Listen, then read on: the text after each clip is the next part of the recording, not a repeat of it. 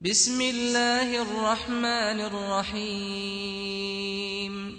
انسان ہجرہ کیوں پیدا ہوتا ہے؟ حضرت ابن عباس رضی اللہ تعالیٰ عنہ نے فرمایا کہ ہجری جنات کی اولاد ہے۔ کسی نے حضرت ابن عباس رضی اللہ تعالیٰ عنہ سے دریافت کیا، یہ کیسے ہو سکتا ہے؟ تو آپ نے فرمایا، اللہ تبارک و تعالی اور اس کے رسول اللہ صلی اللہ علیہ وآلہ وسلم نے آدمی کو حالت حیض میں یعنی بیوی حیض میں ہے، بیوی سے صحبت کرنے سے منع کیا ہے۔ جب آدمی حالت حیض میں بیوی کے پاس آتا ہے تو شیطان عورت کی طرف آدمی سے پہلے پہنچ جاتا ہے، یعنی صحبت کر لیتا ہے۔